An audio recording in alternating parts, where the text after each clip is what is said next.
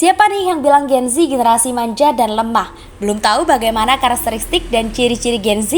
Simak video ini sampai akhir ya.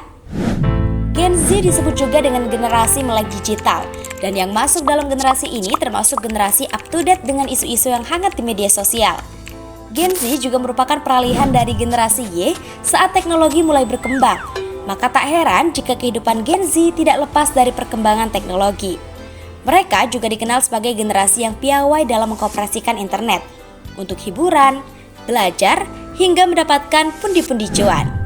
Meski seringkali dikatakan generasi yang lemah dan manja, tapi Gen Z ternyata memiliki karakter yang gemar teknologi, fleksibel, lebih cerdas, dan toleran terhadap perbedaan budaya. Meskipun begitu, tidak ada sesuatu yang sempurna. Mereka terkadang terlalu banyak terpapar internet. Maka saat punya pengalaman baik atau buruk, mereka tidak akan diam saja dan mengungkapkan pengalaman ini di media sosial untuk mendapatkan respon, validasi, ataupun mendapatkan dukungan dari berbagai pihak. Populasi Gen Z di Indonesia ternyata sangat banyak. Berdasarkan data dari BPS di tahun 2020, bahwa ada 74,93 juta Gen Z di Indonesia. Generasi Z saat ini diperkirakan berusia 8-23 tahun. Kira-kira apa nih peran besar Gen Z untuk kemajuan bangsa? Mari kita bahas. Karena kepiawaian atau kehandalannya dalam dunia teknologi, maka tak heran jika mereka dapat mengeksplor segala hal melalui internet. Namun, meskipun bermanfaat, penggunaan sosial media yang berlebihan juga dapat memberikan dampak negatif. Maka dari itu, orang tua juga harus mengawasi anak-anaknya dalam menggunakan sosial media agar para Gen Z ini tidak terpapar dampak negatif dari internet.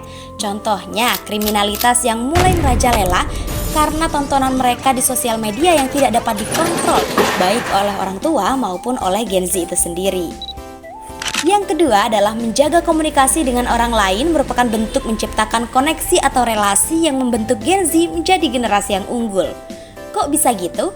Walaupun komunikasi lewat internet secara mudah, namun hubungan atau sosialisasi secara langsung juga diperlukan untuk merawat koneksi itu, agar dapat memberikan gambaran terhadap dunia kerja maupun basic life skill lainnya. Yang ketiga, keterampilan Gen Z untuk menciptakan atau membentuk Gen Z yang unggul perlu adanya usaha untuk mentransfer keterampilan, seperti komunikasi interpersonal, budaya kerja, hingga berpikir kritis. Jadi tidak hanya pandai dalam teknologi saja, namun juga memiliki keterampilan lainnya yang mendukung dan menunjang basic skill mereka.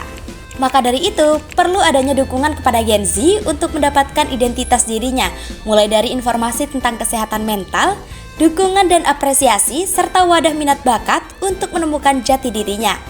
Jadi gimana? Meskipun terkenal dengan generasi yang lemah dan manja, tapi kita ini punya keunikan dan pandai untuk berinovasi, khususnya dalam dunia digital.